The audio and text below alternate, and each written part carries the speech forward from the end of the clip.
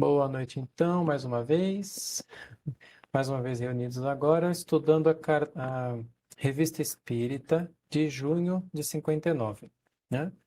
A gente vai começar pelo músculo que range, depois tem intervenção da ciência no espiritismo, palestras familiares de além túmulo e as variedades.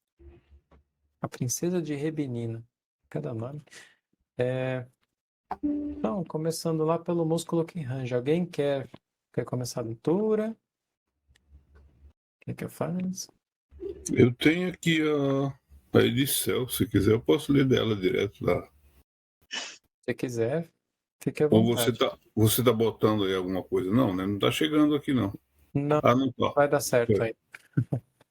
Então eu posso ler aqui da minha cópia dura aqui, velha, já tá meio caindo aos pedaços, mas ainda dá bem para ler. Então vamos lá. Revista Espírita, junho de 1859, O Músculo que Range. Os adversários do espiritismo acabam de fazer uma descoberta que deve contrariar bastante os espíritos batedores. É para eles um desses golpes do qual dificilmente se reabilitarão. Com efeito, que devem pensar esses pobres espíritos da terrível cutilada com que os atingiu o senhor Schiff e depois o senhor Jobert de Lamballe e, por fim, o senhor Walpole. Walpole? Uma pergunta, na verdade. Afigura-se-me vê-los muito embaraçados, resmungando mais ou menos assim. Ora, veja, meu caro, estamos em palpos de aranha. Estamos naufragados. Nós não havíamos contado com que a anatomia descobrisse as nossas artimanhas. Positivamente, não podemos viver num país onde há gente que enxerga tão longe.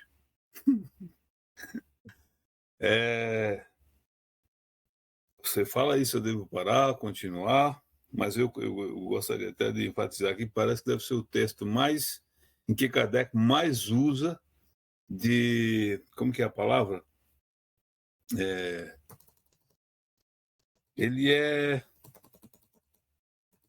Oh, Deus, essas palavras... Sarcasmo? Isso. Ele não é muito comum dele ao longo de todo, mas Eu aqui até ele usa estranhei. porque a coisa realmente é tão absurda, né? E já não era a primeira vez que surgia. E é Sim. interessante o detalhe dele começar já dizendo os adversários do espiritismo. Já deixa bem claro, né? Que é lógico, né? Tem que ser. Mas continuamos? À vontade. Quando Então, quiser, você vamos. fala que a gente continua, né? Ok. Se você me dá um alô se for para parar, que a gente vai lendo, tá bom? Tá, joia. Vamos, senhores basbaques, que acreditastes em todas as histórias do Arco da Velha, impostores que nos quisestes enganar, levando-nos a admitir a existência de seres que não vemos. Ignorantes que pensais possa existir alguma coisa que escape ao nosso escalpelo, inclusive a vossa alma. E vós todos, escritores espíritas ou espiritualistas, mais ou menos espirituosos, inclinai-vos e reconhecei que não passais de iludidos, de charlatões e até de velhacos e de imbecis. Esses senhores vos deixam a escolha, porque aqui está a luz, a verdade pura. Quanta audácia, né? Uhum. O quê? Academia de Ciências, sessão de 18 de abril de 1959, da involuntária contração muscular rítmica. O senhor Jobert de Lamballe comunica um fato curioso de involuntária contração rítmica do pequeno perônio lateral direito, que confirma a opinião do senhor Schiff, relativamente ao fenômeno oculto dos espíritos batedores. É interessante aqui ressaltar o fato deles colocar aqui, especificar quem é esse Joubert aqui, porque nós conhecemos outro totalmente diferente, né? Sim. Quem é outro mesmo? Eu lembro do nome.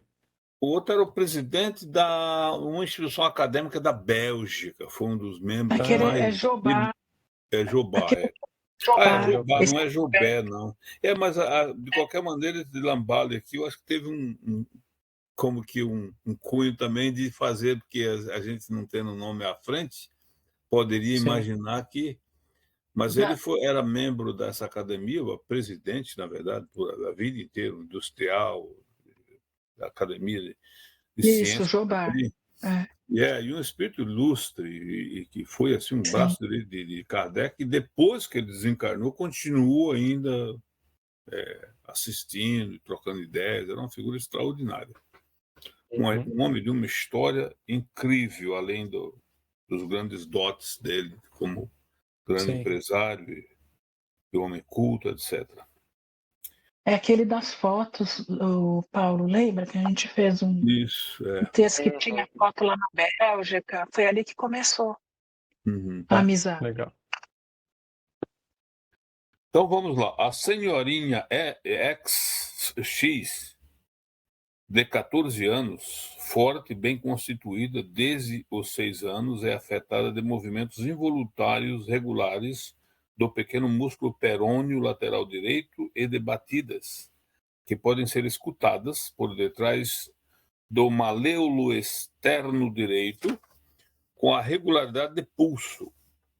Apareceram pela primeira vez na perna direita à noite, acompanhados de dor muito forte.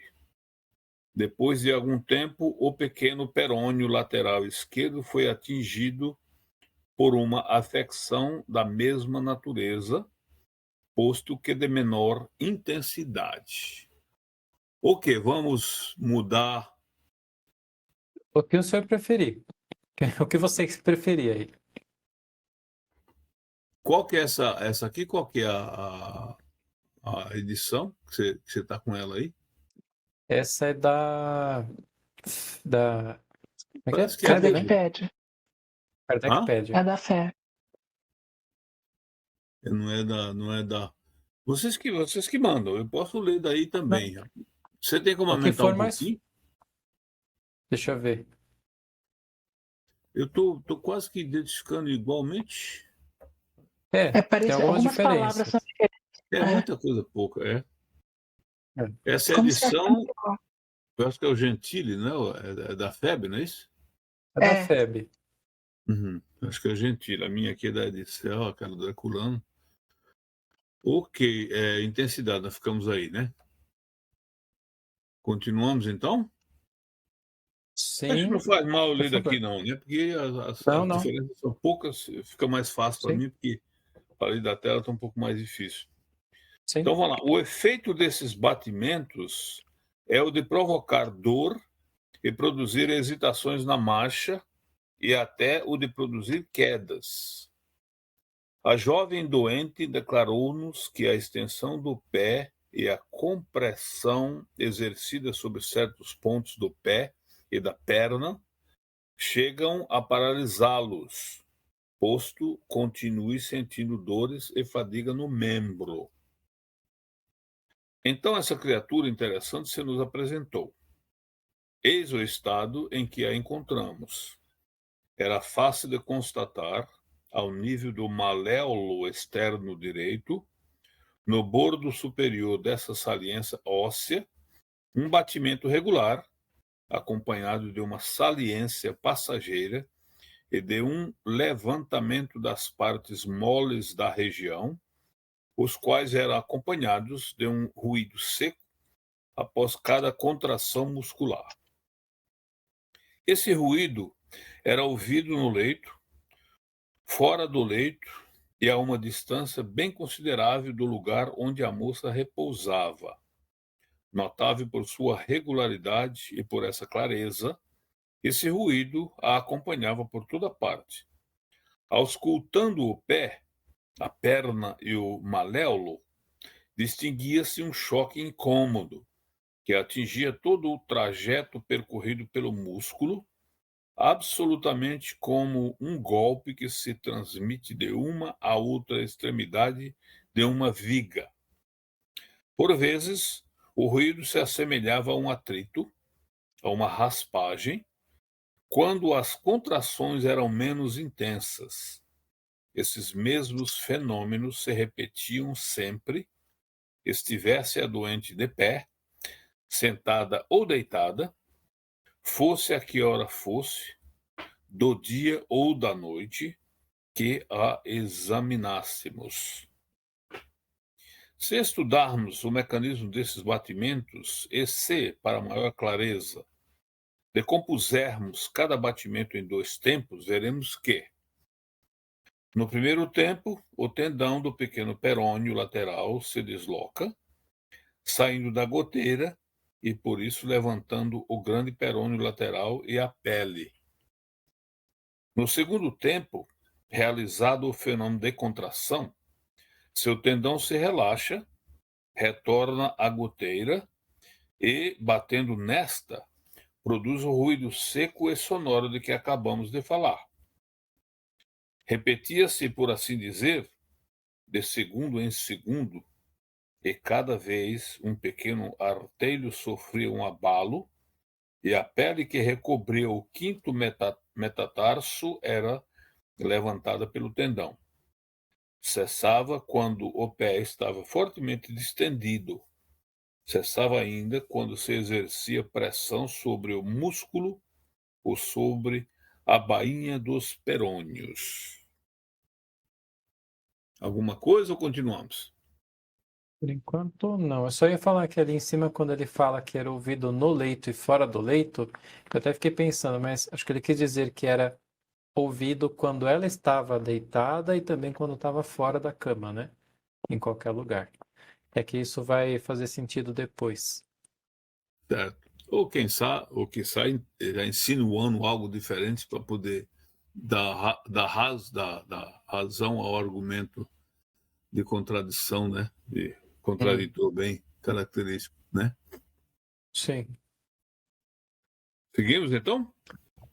sim. E, Essa parte aqui realmente não tem muito comentário, chega a ser até maçante, né? Porque a gente, muito embora a gente não seja, eu não sou da área, não entendo em minúcia desse troço, mas a gente vê que o troço é tão absurdo que salta aos olhos de qualquer cego, né? Que nós conhecemos. Quer que eu faça. Quer que eu termine a leitura dessa primeira parte mais chata aqui?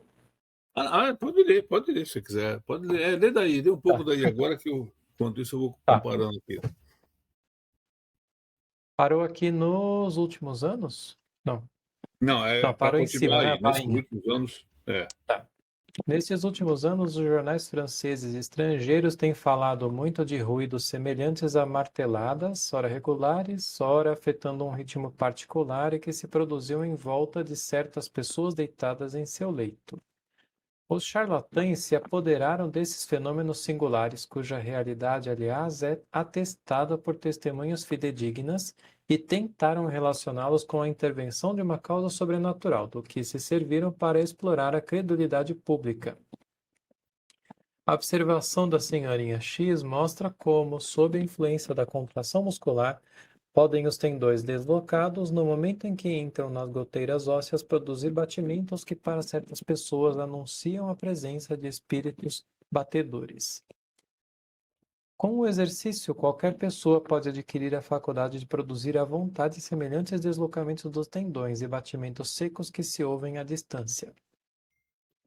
Repelindo qualquer ideia de intervenção sobrenatural e notando que esses batimentos e esses ruídos estranhos se passavam sempre ao pé do leito dos indivíduos agitados pelos espíritos, o Sr. Schiff se perguntou se a sede desses ruídos não estaria neles próprios e não exteriormente.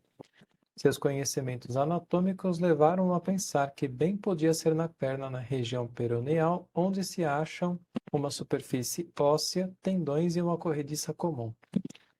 Tendo-se arraigado em seu espírito essa maneira de ver, Fez ele experiências e ensaios em si mesmo, os quais o convenceram de que o ruído tinha sua sede por detrás do maléolo externo e na corrediça dos tendões do perônio. Em breve, Schiff foi capaz de executar ruídos voluntários, regulares, harmoniosos e perante um grande número de pessoas. 50 testemunhas, pôde imitar os prodígios dos espíritos batedores, com ou sem sapatos, de pé ou deitado. O Sr. Schiff concluiu que todos os ruídos se originam no tendão do grande perônio, quando passa na goteira peronial, e acrescenta que eles coexistem com o adelgaçamento ou ausência da bainha comum no grande e pequeno perônio.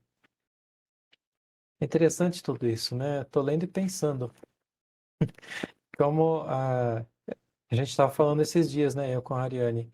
Essas conclusões lógicas simplistas, né?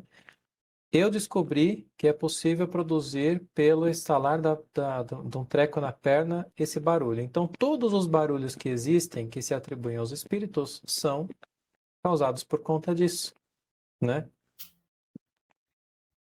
Bem isso. Quanto a nós, admitindo inicialmente que todos esses batimentos são produzidos pela queda do tendão na superfície óssea peronial, pensamos, entretanto, que não há necessidade de uma anomalia da bainha para que isso aconteça. Basta a contração do músculo, o deslocamento do tendão e sua volta à goteira para dar seu ruído. Além disso, só o pequeno perônio é agente do citado ruído. Com efeito, ele afeta uma direção mais reta que o grande perônio, o qual sofre vários desvios em seu trajeto.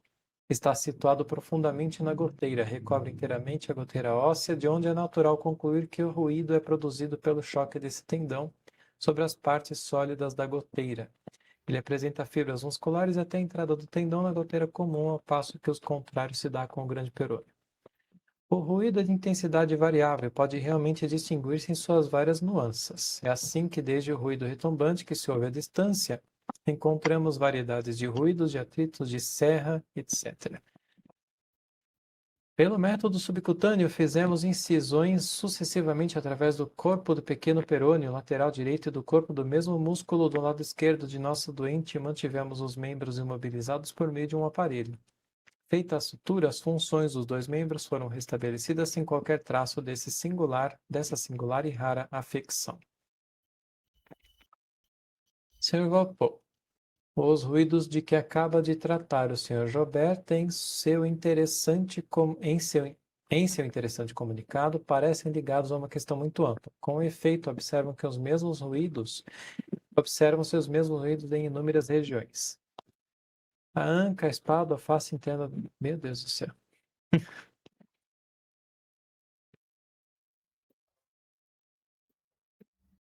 Vocês querem que leia tudo isso? Não. Vamos pular isso aqui, Não, senão... algumas vezes eram claros e bem audíveis, horas surdos e obscuros. Muitas vezes variavam, ou seja, sons bem diferentes, bem divergentes, em cada hora de um jeito. Uhum. Então, né, esperemos que o exemplo dado a respeito pela Schiff e Jobert leve os fisiologistas ao estudo desses vários ruídos e que um dia eles deem a explicação racional dos fenômenos incompreendidos até agora, atribuídos a causas ocultas e sobrenaturais. Esse outro do Sr. Julê é a mesma coisa.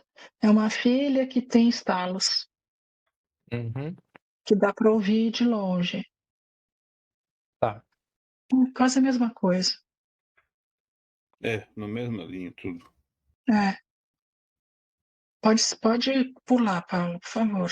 Que é um monte de coisa parecida. Eu acho que...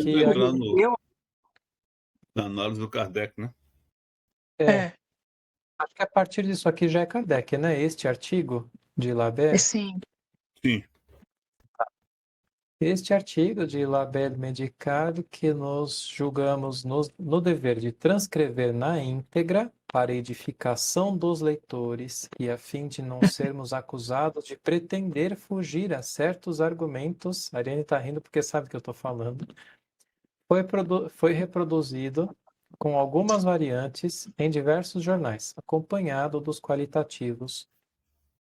qualificativos costumeiros, né? É porque a gente está falando de um negócio esses dias aí, e assim, aquele negócio de você querer falar, né, que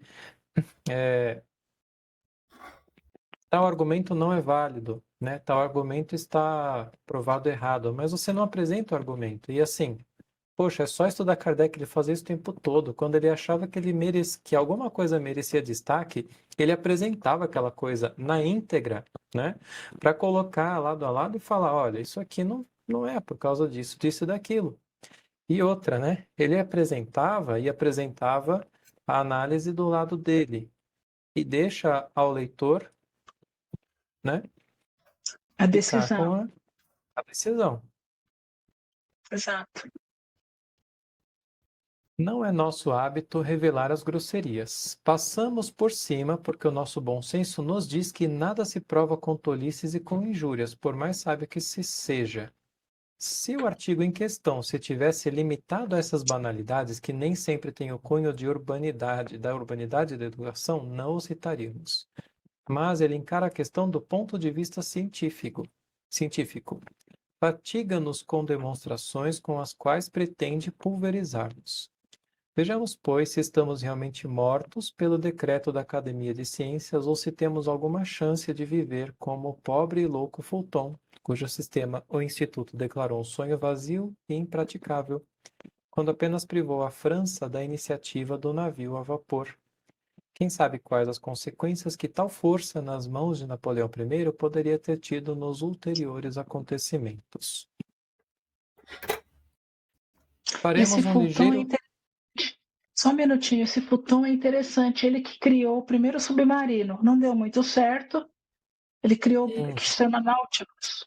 Foi em Ah, 1802 ou 1797. É lá por 1800. Aí afundou, não deu muito certo, o Nautilus. Aí ele foi para a Inglaterra. Aí na Inglaterra ele fez todo o desenho, tudo, só que abandonou e não fez o submarino.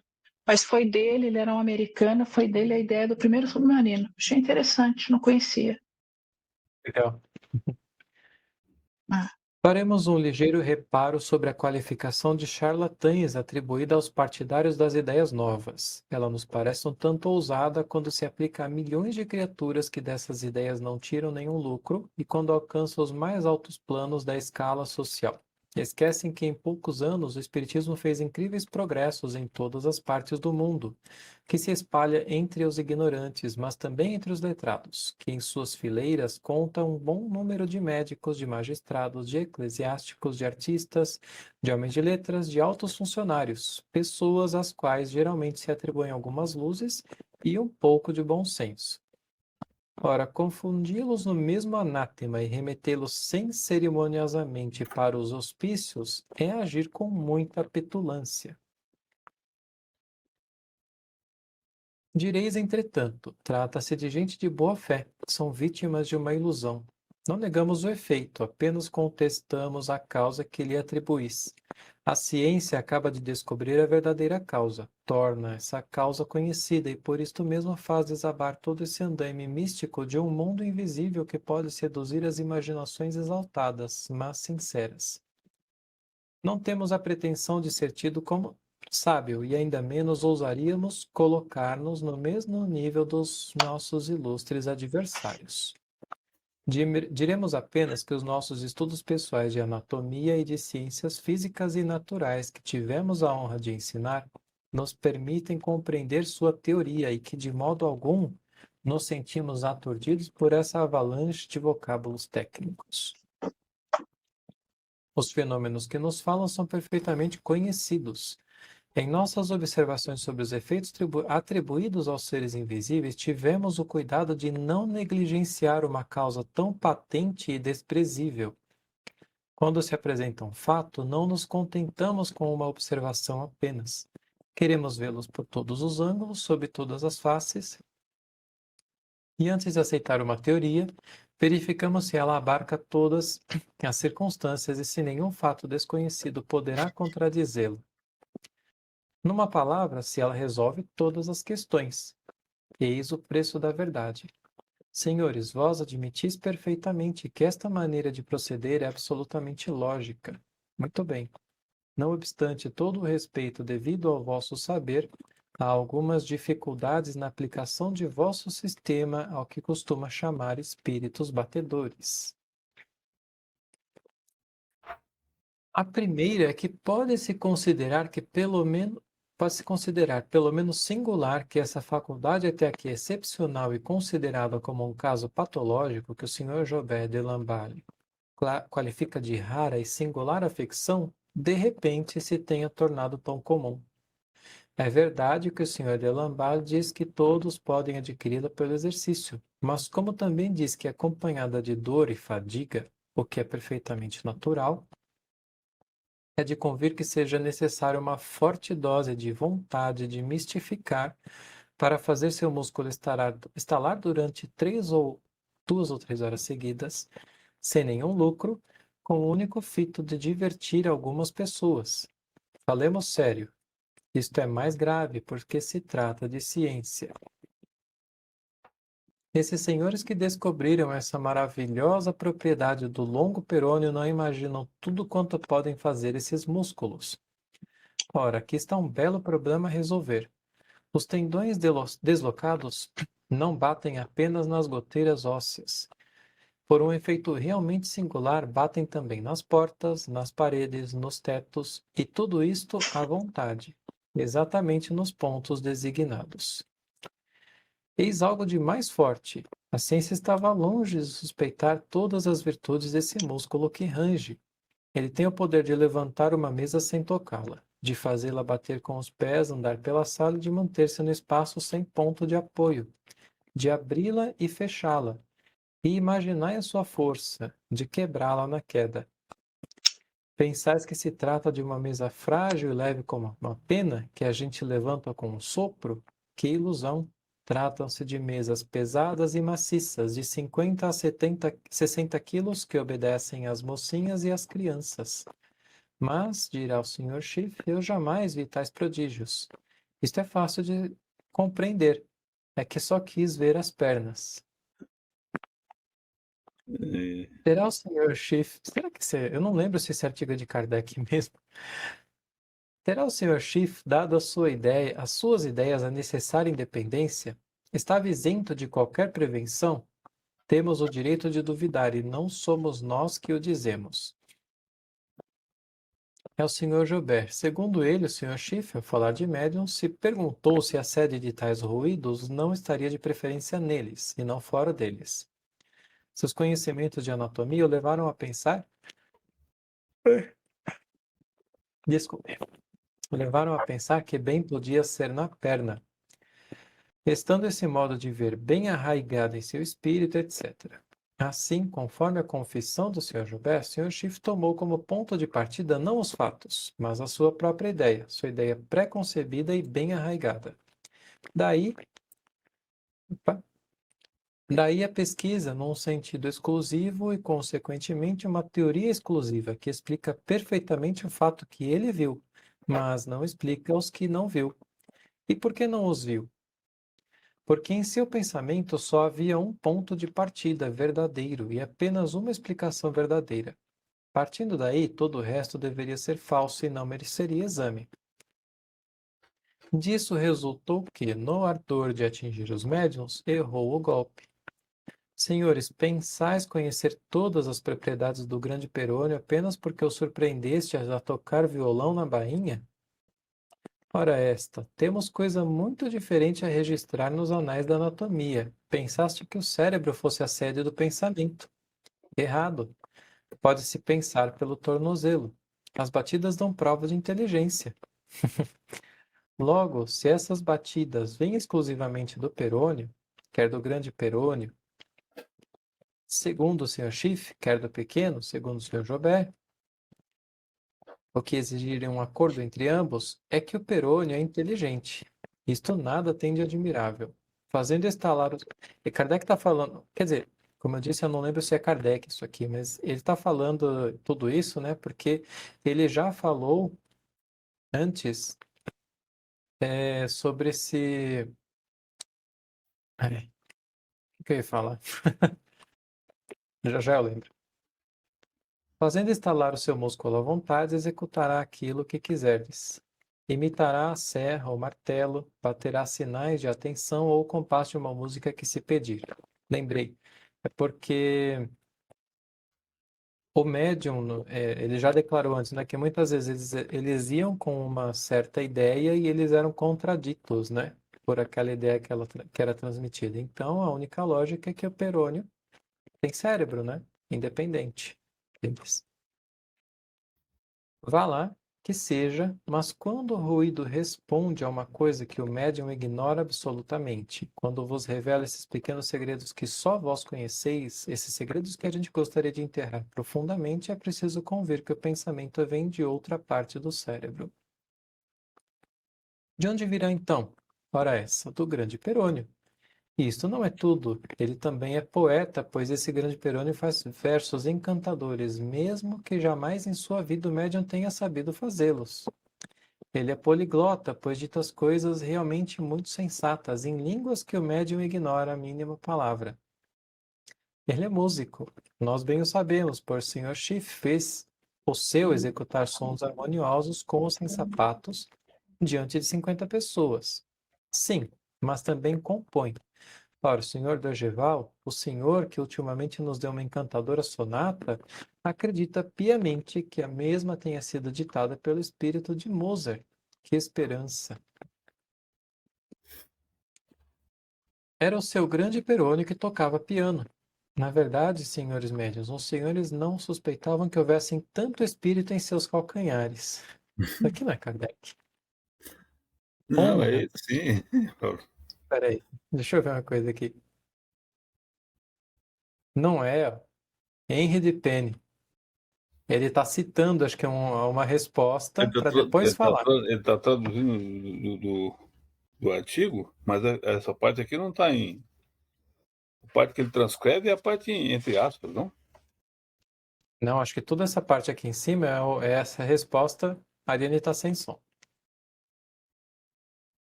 Eu acho que não é, eu acho que é Kardec, sim, porque ele vai conseguir conhecer. Esse do Henry de Pen é um parágrafo diferente aqui para mim, aparece. Vou olhar depois no. Essa é a fonte, né? É a fonte do. É a Tem que fonte olhar no. do texto, do artigo que foi reproduzido. É aquilo que o Antônio falou, tá, não está entre aspas. Quando não está entre aspas, é o Kardec. Ah, sim, ele segue todo o raciocínio aqui de O justamente. Henry de Pen tá entre aspas aqui. Você vai ver, Paulo. Tá. A gente vai chegar lá então. Vamos sim. Porque isso aqui, Paulo, isso aqui foi apresentado na academia. Então. Certo? Esses senhores tiveram lugar de honra na academia para apresentar essa grande teoria aí, e o Kardec parece que é até um pouco mais sarcástico, aproveitar a oportunidade para. Deixa eu ver se tem aqui. Vou até colocar na tela. Deixa eu ver se eu consigo aqui. Obra.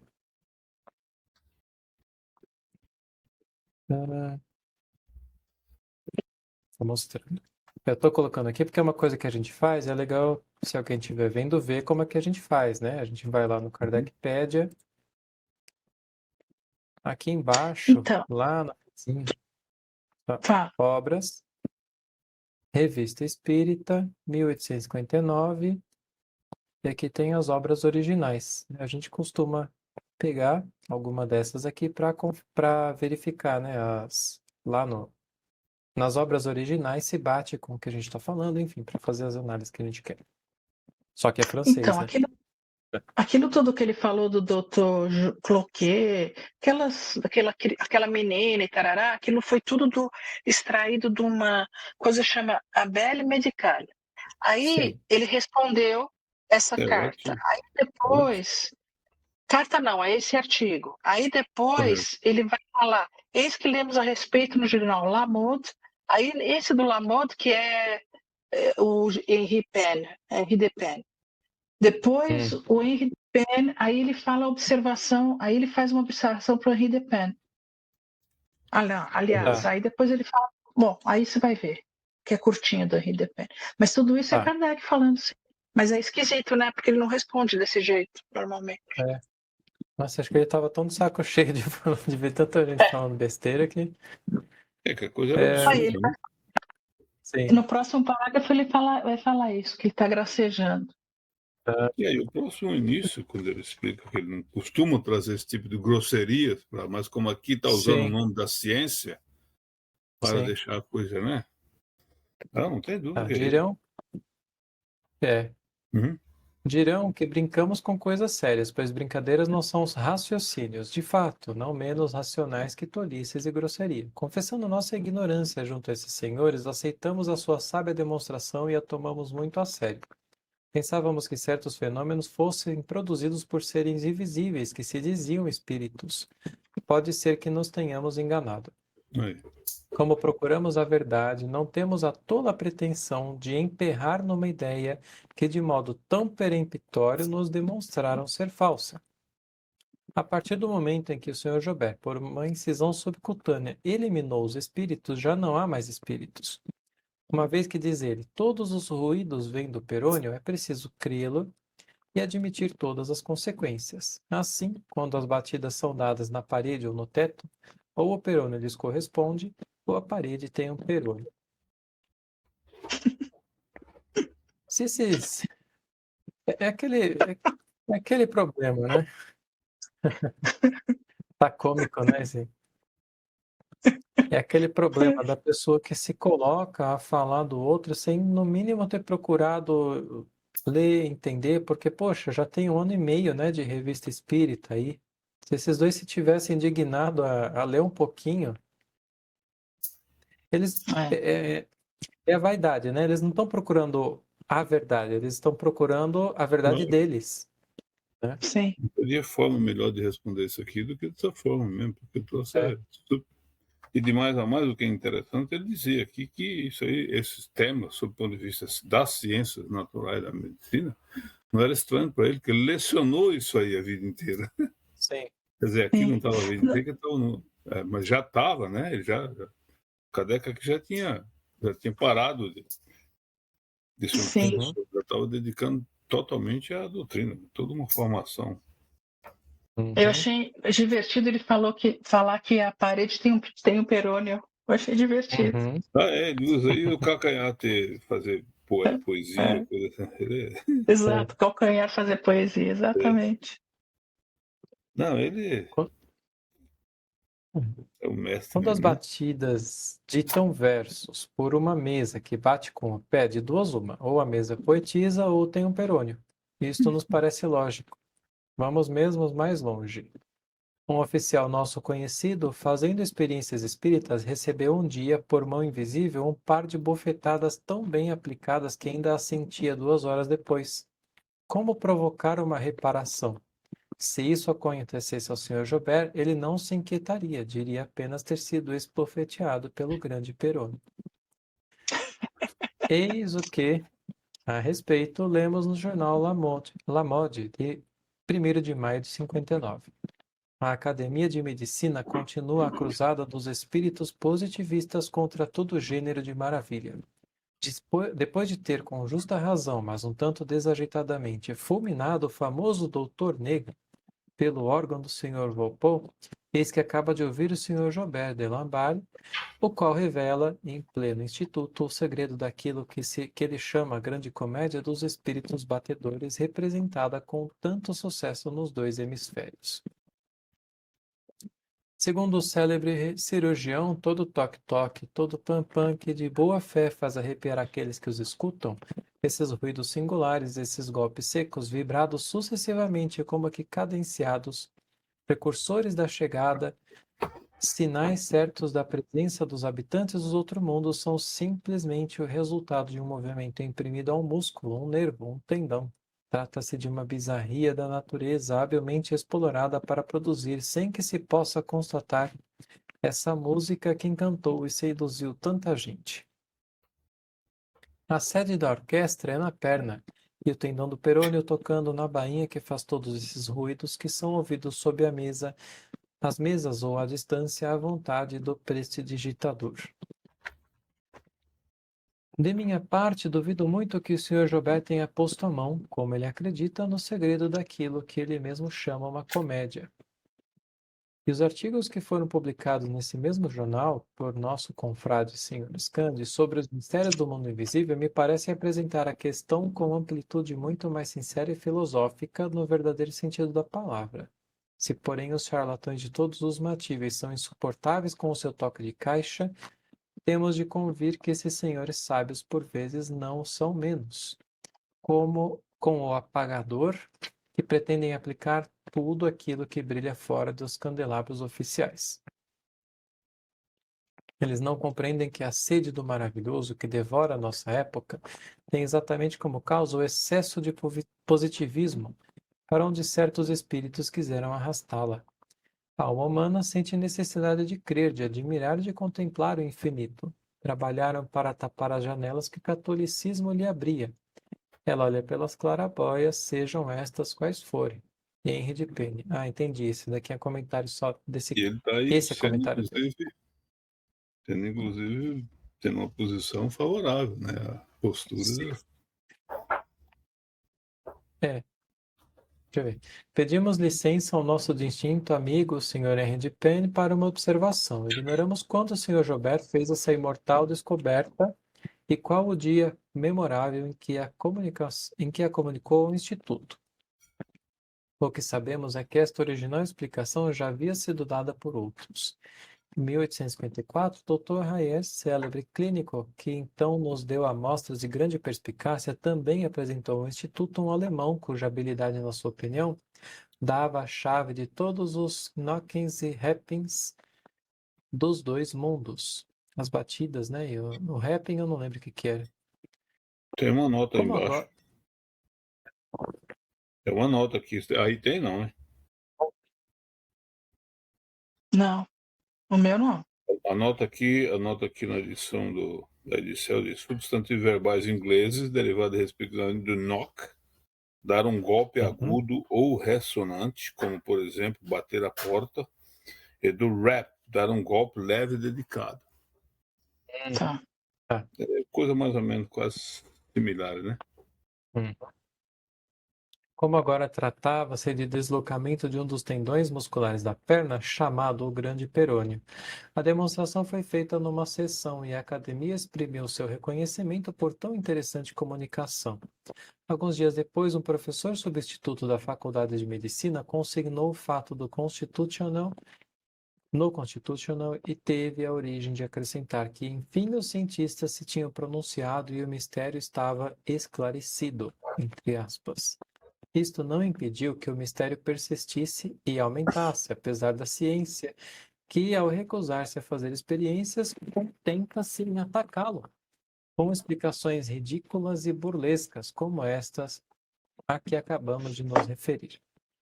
Pelo respeito devido ao Sr. Jobert de Lamballe, apraz-nos pensar que se lhe tenha atribuído uma experiência que absolutamente não lhe pertence.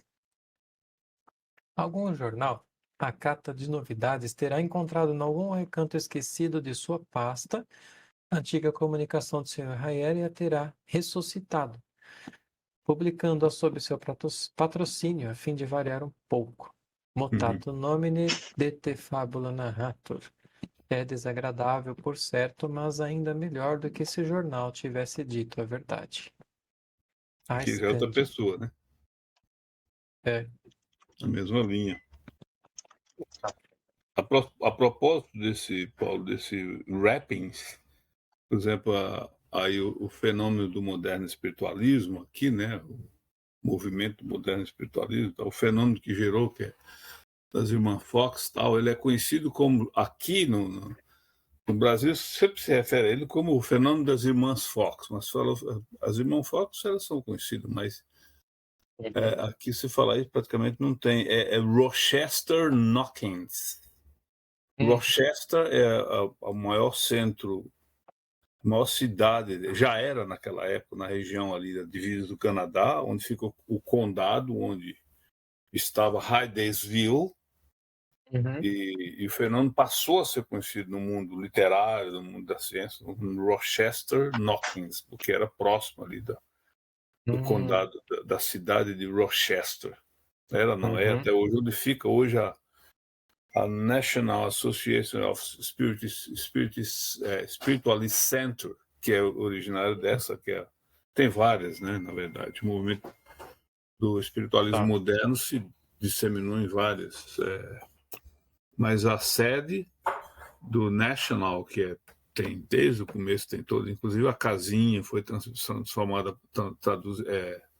foi arrancada, levaram para lá, tocaram fogo, depois construíram outra lá, tocaram fogo também. Tem tanto incidente na história dessa coisa aí que é interessante. Poxa, legal. Falaria? Ia falar só que esse matuto nome de ter fábula narrator quer dizer, ao mudar seu nome, uma história está sendo contada sobre você. Isso que quer dizer. O latim aí que você falou. Uhum. Legal. E outra coisa também, não tem muito o que comentar desse artigo, né? Porque não tem muito o que falar, né? Hoje em dia teria lá próximo, né? Mas hoje em dia se sabe já, todos os meios, que isso aí não resiste a menor. Já foi totalmente, né, descaracterizado de qualquer ultrapassado. objetivo Eu acho científico. Eu acho que o que interessa para nós aqui é o que a gente foi falando, né? As similaridades que ele tem com o que a gente vê hoje acontecendo, né? Pessoas que se esquecem que o espiritismo ele é uma ciência toda formada com base na evidência e na lógica, né? Não é uma prova, não existe uma prova cabal, material de que os espíritos existem, né? Mas a lógica, a razão, tudo foi levando a gente a entender, né? E formou a doutrina. E aí tem pessoas que querem provas, guiar por provas diretas, né? Certos argumentos ou certas coisas que são só lógicos, né?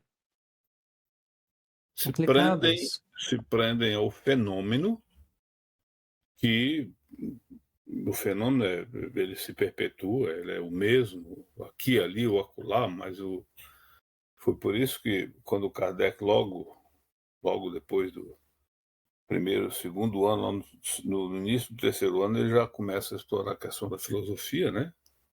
O fenômeno, vê o fenômeno por um lado de princípio de filosofia, porque senão ele ia cair na mesma. E esse é o grande divisor de águas que você poderia não estabelecer, mas ver como parâmetro entre o que aconteceu. Bom, nós sabemos que todo esse movimento dessa era nova, que o Conan Doyle chamou de invasão organizada da espiritualidade, dos espíritos, através de toda essa fenomenologia, nasceu aqui. E aí o movimento, quando você vai ler mais detalhadamente sobre a história do movimento moderno espiritualista, se perdeu nessa porque ficaram aí. Kardec já com essa visão que ele veio com foi uma pessoa que já veio preparada para fazer essa. Ele foi adiante. E depois vem o problema mais sério, que é da religião, que foi o elemento mais difícil com que ele lidou até o final, deixando bem claro que. E aí nós temos um movimento aí, o movimento espírita, de um modo geral, agarrado nessas coisas, quer dizer, tá lá. Sim. Então o que a gente estava falando assim é porque o interesse não é entrar nessa discussão, mas assim, a defesa, essa briga que existe, né, entre ter havido ou não ter havido adulteração, né? Então eu vejo que tem um grupo que passou por isso, que pelas evidências, pelo que se conhece de Kardec, pelo método, pelas diferenças, né, chegou na conclusão de que, olha, tudo indica que houve adulteração. Ninguém prova que não teve adulteração, né? E seguiu em frente estudando. E outro grupo que, não, a gente encontrou várias provas aqui, várias evidências que apontam na direção de que o mais seguro é que não teve adulteração, né? Não teve. Então, não teve adulteração, tá bom? Não teve adulteração. Então, se você fala que teve adulteração, você é escorraçado. Então, com base nessas provas aqui, o trabalho desses autores que apresentaram tudo isso não presta, né? E aí eles esquecem, não continuam, né, os estudos, afastam esses autores, não trazem, por exemplo, Simone Privato, quando teve a análise, por isso que eu falei logo no começo ali, quando eles vieram falar que, graças ao trabalho dela, a gente está aqui, obrigado, Simone, mas a gente prova que não foi adulterado, né? Eles não trouxeram isso para colocar lado a lado e falar, olha, aqui ela mostrou isso aqui, e realmente o cenário em volta de Kardec foi mais complicado, mas a gente mostra por esse outro aqui que isso aqui não bate, que isso aqui não, né? Então, assim, eles tomaram essa...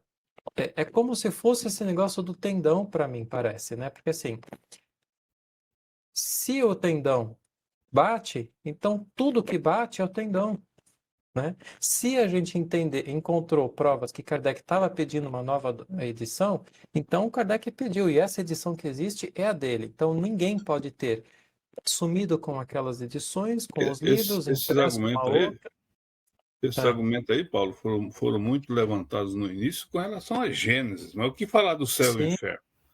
Cara, a sim, obra da Simone e a obra Nem Céu Nem Inferno é uma obra de pesquisa em cima de fonte primária, com indicação de tudo. E sim, o que você viu de prova até hoje, contrário a isso? Zero. Até aquele evangelho que se acharam, não sei onde, na Suíça, lá, aquela cópia lá, aquele ali já foi feito, quiçá antes, montado para que vamos precisar disso aqui sim, depois, ou então agora, mas que não prova absolutamente nada. Nada, nada, nada. Isso sim, aí não é porque essa gente não se convence. Eles não vão se convencer. Isso aí chama-se sim, força. Vocês são força, sim. vão resistir, porque o movimento É, institucionalizado e organizado, eles querem dominar para poder fazer do ser humano o que sim. eles já fizeram há 2 milênios. Isso aí, E aí, gente, não dá nem para é, conversar mais com ele. Eu nem E, toco mais e nesse assunto, porque é muito tão... provavelmente, na época, eles devem ter falado assim: Kardec deixou isso aqui póstumo para a gente publicar. Para quê? Para as pessoas que compraram, comprarem de novo o livro, comprar de novo. Ó, isso aqui é uma nova coisa que a gente achou do Kardec, entendeu? Vamos comprar de novo. E foram indo também. Pensa que só hoje que é assim? Na época também era assim. Olha, sim, Kardec explicou isso, mas ele não deu tempo, ele morreu antes, ele queria publicar. Vamos pôr, assim, isso que eles falavam, mas não era o verdadeiro, entendeu? Então você sim. acreditar numa carta que está escrito isso e tarará, não E cola, assim, porque não tem a prova, não Eu tem o acervo, negócio lá. eu acervo com tanto elemento, com tanto... Esse Pois dia, é, eu é, não sei se vocês estavam lá, a última vez que o Paulo falou lá no NEC no Biel, lá estudo. da Zélia, não sei se vocês estavam lá, aliás, vai voltar agora no segundo Não estudo estava, que eu a gente assisti fez. depois. Olha, a Zélia, logo no começo, a Zélia Schone, logo no começo ela levantou, porque ela disse que houve uma reunião anterior, e alguém levantou com o objetivo de esclarecimento, ficou, claro, ela fez muito bem, eu acho, eu até parabenizei ela por ter feito aquilo. E ela levantou o problema da argumentação desse pessoal, e aí o Paulo pega, assim, eu acho que a partir dos 15 minutos do início da reunião, até os 30, o Paulo não fala outra coisa. Eu nunca vi o Paulo ser tão, assim, enfático, uhum, não apenas no sentido de falar das provas, das evidências, que ele está cansado de falar over and over, não tem nenhuma. Mas ele dizer o seguinte: se o Kardec fez isso, se isso foi Kardec, eu não preciso mais de espiritismo, não faz sentido, é um absurdo. É um uhum. absurdo. E o que dizer do céu e inferno, que é a verdadeira. Sim, É completamente. Não faz sentido. Você vai comparar sim, com a revista Espírita e tal, aquelas coisas que estão escritas lá nessa adulterada, não faz sentido. Não é sim. concordante. Kardec não é tão. Ele não é. Como é que não é incongruente? Como é que fala? Não é incongruente. É Incoerente? ambíguo. Ambíguo, ele não é Não, ambíguo, ele não absolutamente fala uma nada. coisa, depois ele fala outra, e mais ou menos. Ele explica, é Sim, assim que os espíritos me disseram. Então é impossível ele ter escrito isso aí dessa maneira, depois ter mudado tudo. Não faz sentido. sim. E Não aí, faz então, sentido. aí eles tomam como se fosse assim, a, a NASA queria ir para a Lua, né? Queria chegar no espaço. Ela encomendou um foguete, ela estava construindo um foguete. O homem chegou no espaço. Então, quem chegou no espaço foi os americanos e pronto. Então, e não foi, né? E quem chegou primeiro no espaço não foram os americanos, a gente sabe disso. Mas assim, estou querendo fazer essa inferência lógica, né? E aí, por conta disso, de não ter esse trabalho que a gente viu aqui, vamos apresentar, né? O que a gente não concorda, o contraditório, e vamos falar em cima disso. Não é falado. Não se apresenta todo o trabalho de contexto ali, como a Simone Privato traz, do que aconteceu, né, ao redor de Kardec, após a morte de Kardec, o problema do rostanguismo. Então, para esses grupos, esse problema não é tão importante, né, ou não é nem falado, e, enfim, não se aprofunda, né, não se Ô, aprofunda, e Paulo, não é assim e que se o, faz e o ciência. que falar e o que falar de Leon Denis, Gabriel Delany, Mrs. Foucault, aquele É, que veio com um artigo da infame 1884, esqueci o nome dele, o biógrafo de Kardec, tá, da própria viúva, tá? Que Salse, fundaram né? outra. Salse. É só, Henri Sauce, Salse. que fundaram outra instituição, criaram o Lê Espiritismo. Aliás, eu tenho uma curiosidade enorme de ler esse Lê Espiritismo, se um dia traduzir ele em português, que foi o veículo que eles passaram lá, porque a revista, foi tudo tomado, certo? E uhum, olha, eu não sei quanto tempo vocês estão eu conheci o Espiritismo aos 28 anos de idade. Para mim foi uhum, assim, uma bênção, e uma das coisas que eu comecei desde o início, além de estudar as obras diretamente, foi estudar Herculano, e eu gostava muito de ler sobre o movimento espírita, a história sim, do movimento espírita, todo o processo de formação. Inclusive, o Herculano lutou muito para ver se evitava isso que aconteceu. Aí você precisa ver, você, por exemplo, conhece uma obra editada pela FEB, do Zeus Van Tuyl, dois ex-presidentes da FEB, que é Kardec. O que tentaram endeusar esse Lei Marie através de obras e obras ao longo do processo, isso aí foi abraçado. Se não foi feito em participação, foi abraçado com as unhas e dentes, desde o começo, tá? E vou te sim, falar outra coisa, uma coisa que, porque eu quando entrei no Centro Espírita pela primeira vez, já tinha lido as 5 obras fundamentais da doutrina. E eu ficava hum, intrigado de ver assim aquela idiosincrasia e aquela diferença do. E quando eu vi aquele troço que hoje você não vai ver mais, nas obras da FEB, Casa Mata do Espiritismo, aquele negócio me arrepiava. Eu falei, sim, que diabo que é esse de Casa Mata do Espiritismo? Casa Mata do Espiritismo é o nosso coração, a nossa alma. sim, E por conta disso, eu comecei a estudar o movimento espírita. Eu li muita coisa sobre o movimento espírita. Então, eu não tenho dúvida, e muito antes dessa obra da Simone, muito antes do Revolução, o que tem de obras, e se você estudar a história, como é que o Pacto Áureo, por exemplo, foi o golpe fatal no movimento espírita, em que a FEB controlou todas as federativas, e a briga com a do Rio Grande do Sul foi um negócio enorme. Isso é tudo força para o poder. Espiritismo não tem nada a ver com isso. Então, essa gente pode ser minha mãe, meu irmão, meu pai, qualquer pessoa. Aliás, eu tenho o meu sócio, eu era advogado no Brasil, meu ex-sócio, que é espírito, tem 2 livros publicados pela FEB. Eu fiz revisão dos livros, ajudei ele a publicar.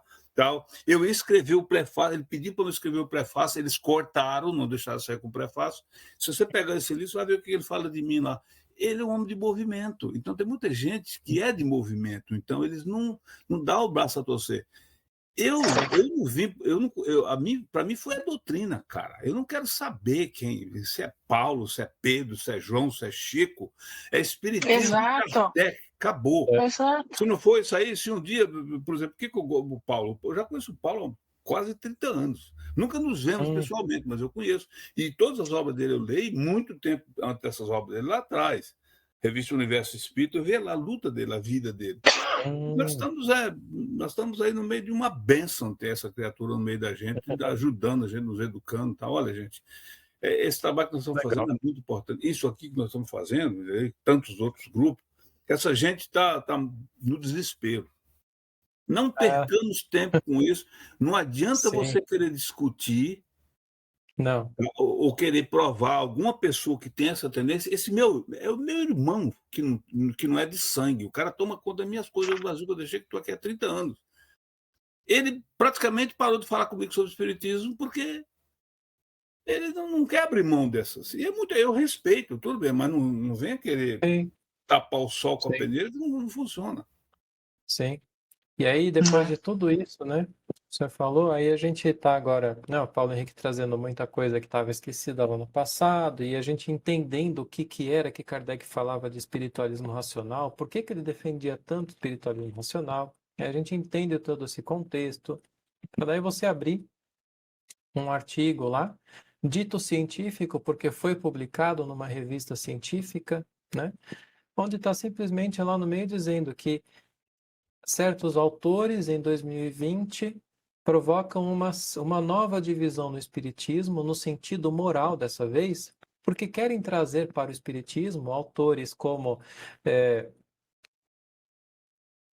como é que são os nomes lá, Ariane? Do espiritualismo racional. Fugiu. O Cozan.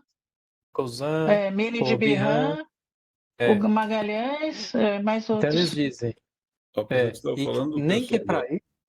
Nem que para isso tenha que se distorcer as palavras de Kardec. Então, tá vendo, mais uma vez a falta disso daqui, né? De ser sério, de ser honesto. Vamos estudar primeiro, não vamos falar de falar abobrinha sem entender, né?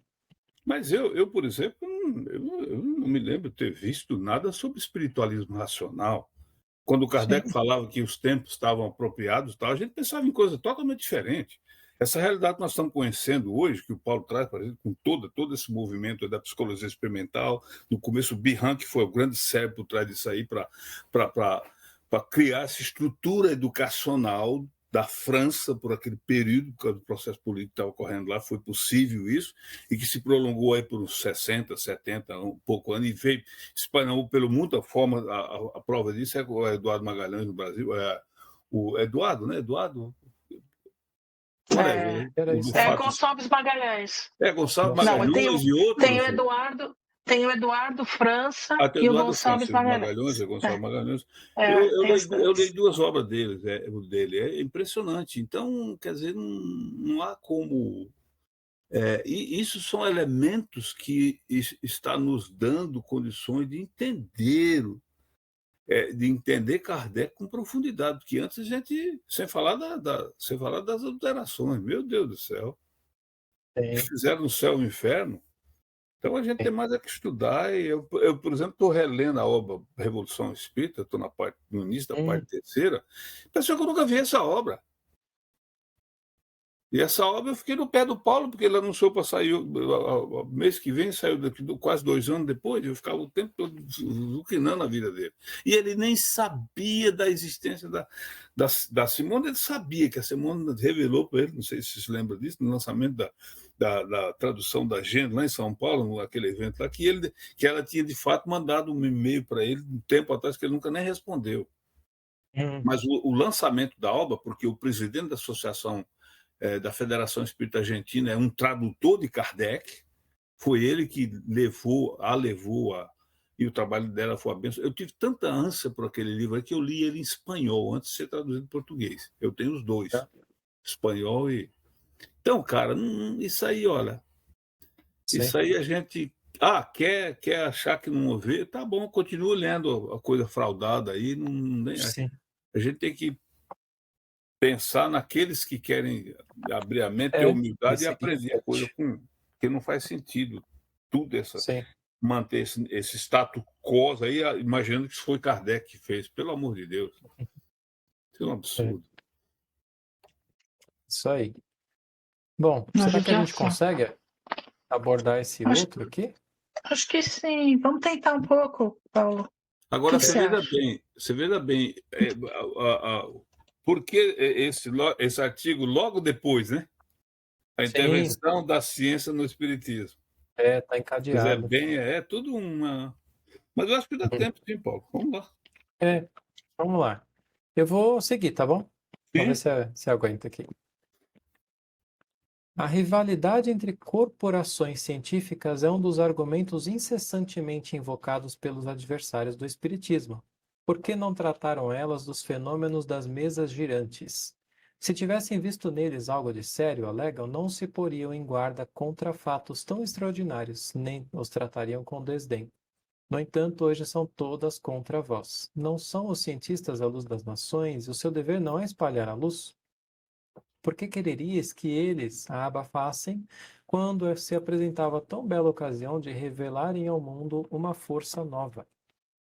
Eu não pus na tela porque travou meu negócio. Uhum. Para começar, grave erro é pensar que todos os cientistas são contra nós, pois que o espiritismo se propaga precisamente na classe esclarecida. Não há sábios apenas na ciência oficial e nos corpos constituídos. Pode prejulgar-se a questão pelo fato de não desfrutar o espiritismo foros de cidadania?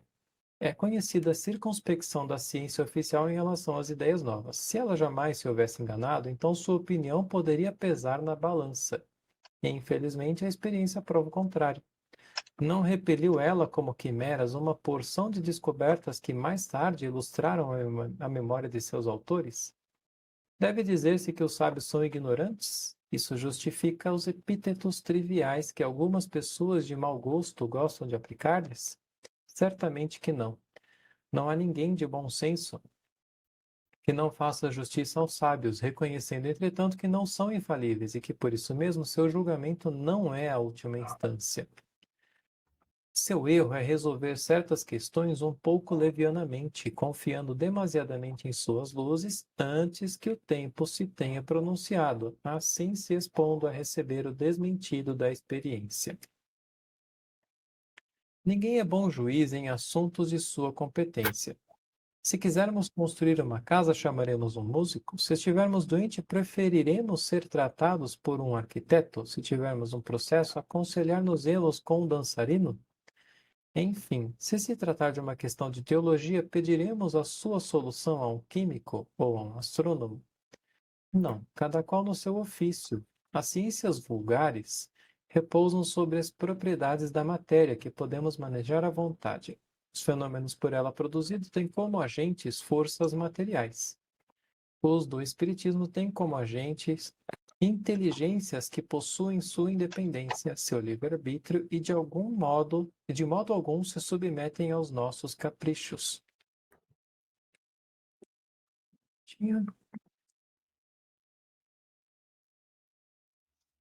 Eita, peraí, me perdi, mudei a tela aqui. Escaparam desta arte aos nossos processos anatômicos ou de laboratório, bem como aos nossos cálculos, e por consequência não são mais da alçada da ciência propriamente dita.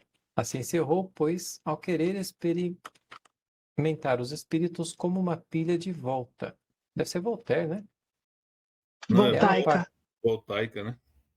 Ah, tá. Ela partiu de uma ideia fixa, pré-concebida, a qual se aferra e quer forçosamente ligar à ideia nova. Fracassou, e assim deveria ser, porque agiu a partir de uma analogia que não existe. Depois, sem ir mais longe, concluiu pela negativa. Julgamento temerário que o tempo diariamente se encarrega de reformar, como reformou tantos outros, e aqueles que o pronunciarem serão, por sua vez, sentenciados pela vergonha de haverem levianamente assumido uma posição falsa contra o infinito poder do Criador.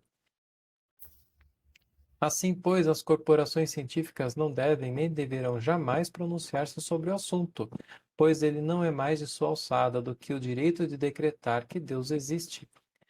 É, pois, um erro tomá-las como juiz. Mas quem será o juiz? Arrogam-se os espíritas o direito de impor as próprias ideias? Não. O grande juiz, o juiz soberano, é a opinião pública, e quando essa opinião se formar pelo assentimento das massas, e dos homens esclarecidos, os cientistas oficiais a aceitarão como indivíduos e se submeterão à força das circunstâncias. Deixemos passar uma geração e, com ela, os preconceitos do amor próprio que se obstina, e veremos acontecer com o Espiritismo o mesmo que aconteceu com tantas outras verdades combatidas e que atualmente seria ridículo pôr em dúvida. Hoje os crentes são chamados de loucos, amanhã assim serão chamados aqueles que não creem exatamente como outrora eram considerados loucos os que acreditavam que a Terra gira, o que não a impediu de girar. Aqui me toca uma coisa que é bem interessante.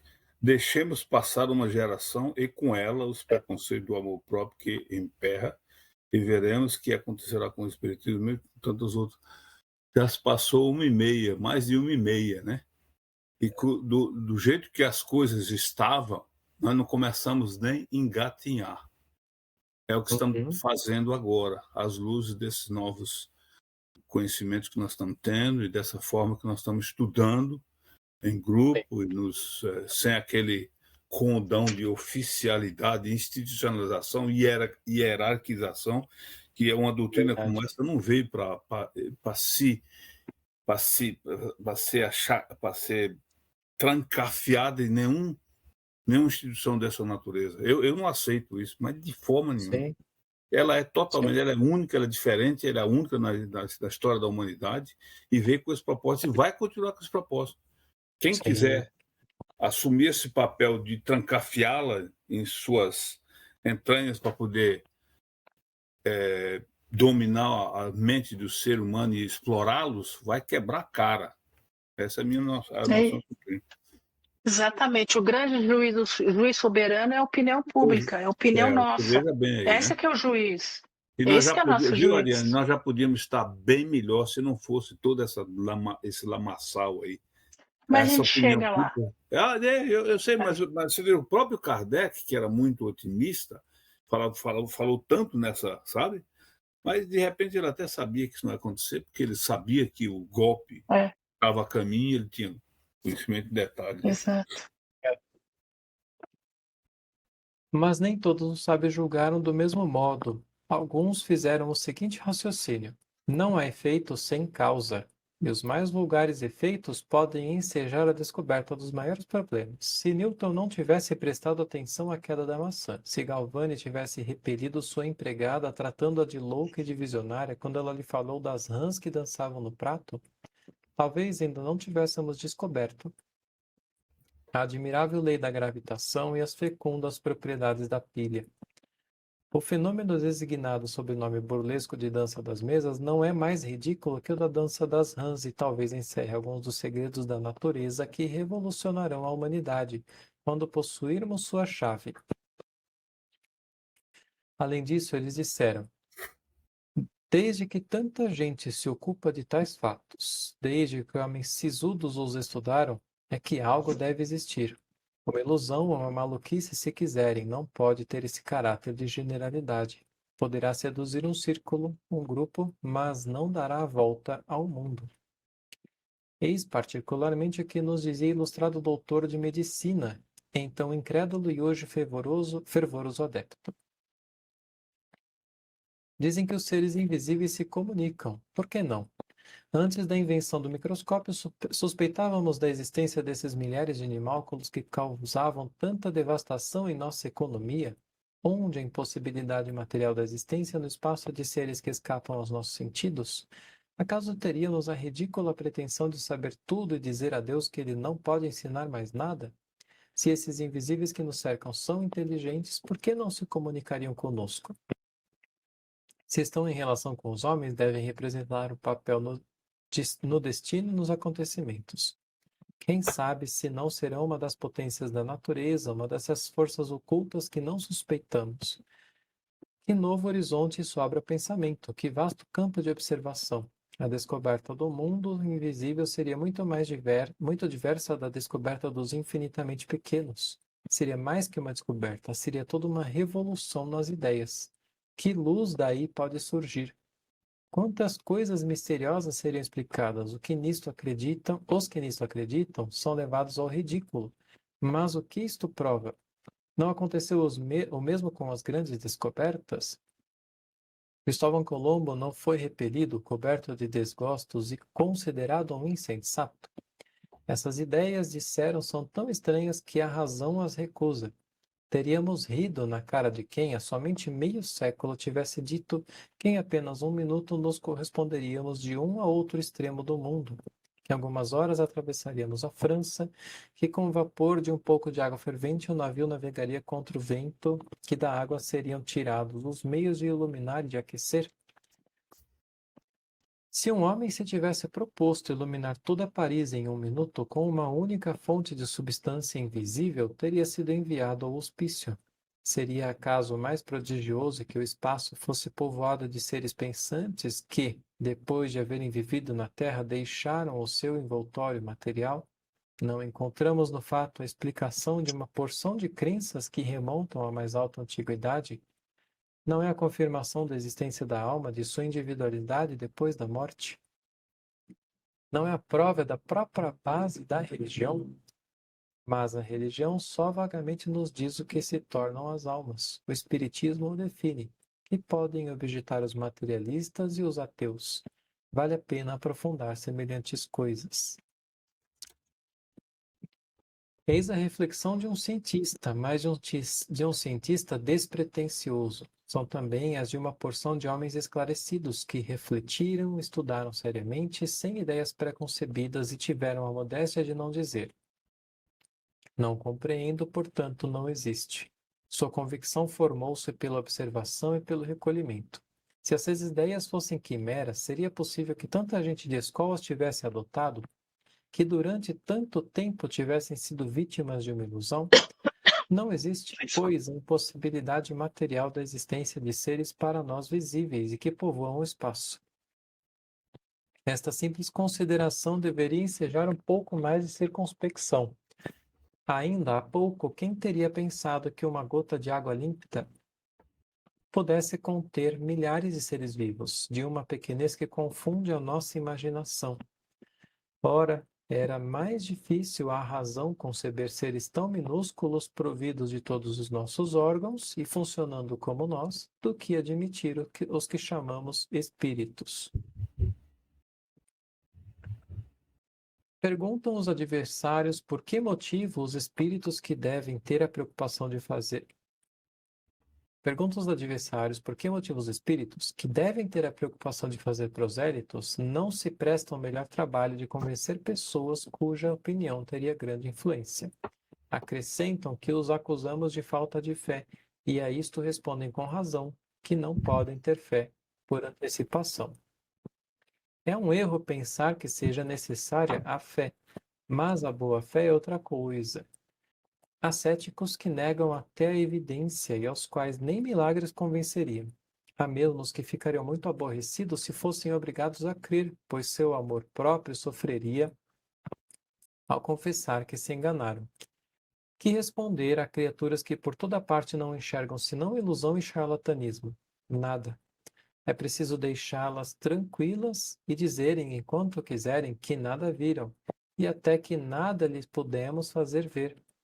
Ao lado desses céticos endurecidos, há os que querem ver ao seu modo. Formada uma opinião, a esta tudo querem submeter, não compreendendo que haja fenômenos que não se submetam à sua vontade. Ou não sabem, ou não se querem curvar às condições necessárias. Se os espíritos não se mostram tão interessados em convencê-los por meio de prodígios, é que no momento aparentemente pouco interesse têm em convencer certas pessoas cuja importância não medem do mesmo modo pela qual elas o fazem. É realmente pouco lisonjeiro, mas nós não governamos a sua opinião. Os espíritos têm um modo de julgar as coisas nem sempre concordante com o nosso. Veem, pensam e agem de acordo com outros elementos. Enquanto nossa vista é circunscrita pela matéria, limitada pelo estreito círculo em cujo meio nos achamos, eles abarcam o conjunto. O tempo que nos parece tão longo é para eles um instante, e a distância apenas um passo.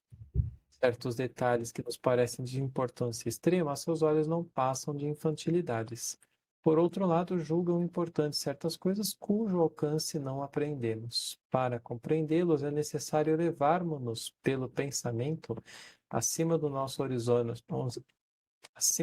horizonte material e moral e nos colocarmos em seu ponto de vista. A eles não cabe descer até nós. Nós é que devemos subir até eles, o que conseguimos pelo estudo e pela observação.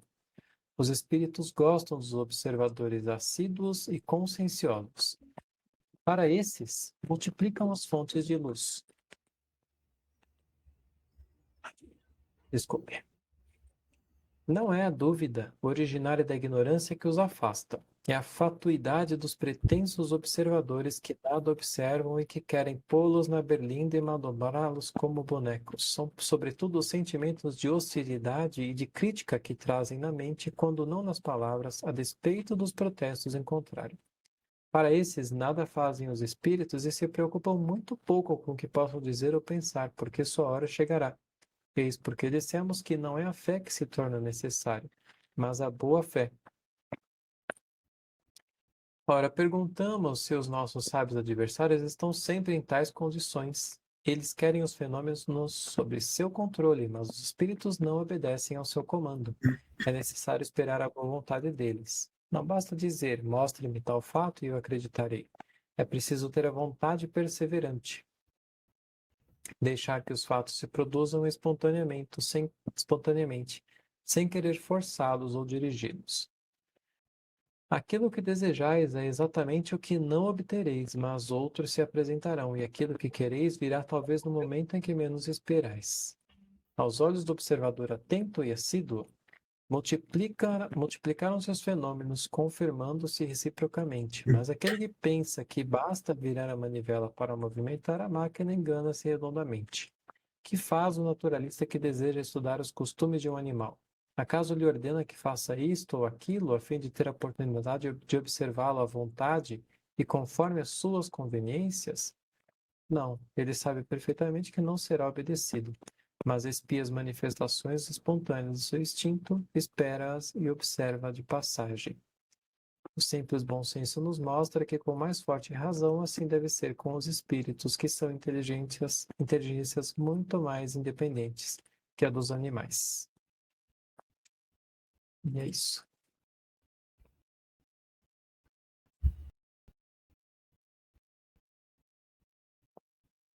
Tá sem áudio, Ariane. Desculpa. Adorei. Você não parou aí, Paulo? Não tem um parágrafozinho mais, não? No meu, Você não. queria mais? Onde é que você parou aí? Lê o finalzinho, só para mim. O simples bom senso nos mostra que, com Ah, mais forte não quero razão... acertar. Eu passei batido nesse aí. Ah, tá. É. Eu achei sensacional esse Sim. texto. Podia ser o primeiro texto dessa revista, de todas as revistas espíritas. Mas ele é o primeiro ele é parte do primeiro do Livro dos Espíritos, né, Ariane? Olha o que ele Tá fala. no Livro dos Espíritos, isso? Não, a introdução. Não sei. Olha o que ele fala aqui, ó.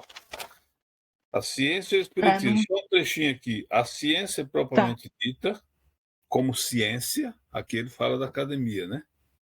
É incompetente para se pronunciar sobre a questão do espiritismo. Não lhe cabe ocupar-se do assunto e seu pronunciamento a respeito, qualquer que seja, favorável ou não, nenhum peso teria. Como é que ela vai se pronunciar favorável se ela nem se permite a investigar? Mas você veja bem, a ciência, o estabelecimento científico, a academia, é o que era lá atrás, não mudou quase nada. Zero. O que mudou foi. É isso que fala, o cientista, tal, o povo, as mentes, o processo cultural. A ciência se nega a investigar o fenômeno.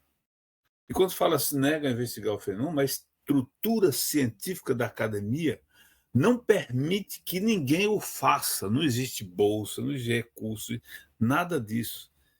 No entanto, essas teses esdrúxulas, eles recebem com toda pompa de... Olha, o que fizeram Naturalidade. para entrar o magnetismo animal, para entrar na academia, teve que entrar pela porta do fundo e tornar-se hipnotismo, né? Que nada mais é do que...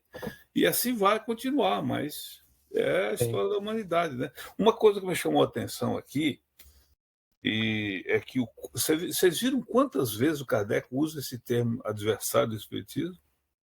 Nesses dois textos? Várias. E aqui ele está se referindo aos adversários externos do materialismo, da academia e tal.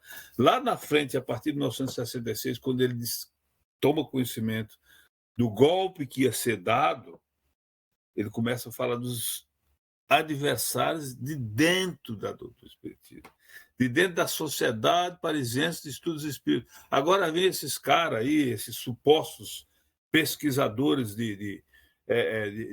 por telepatia, querer contestar todo esse material que está vindo nas nossas mãos, do acervo, da obra de Simone, da obra do Paulo, da obra... rapaz, não dá para nem dar ouvido para essa gente, não dá nem para dialogar com eles. Deixa eles... Uma coisa, eu não sei se vocês leram, sob o ponto de vista, porque é mais esse aspecto, não sei se vocês leram o livro do Wilson Garcia, Ponto Final. Ainda não consegui ler. Não li.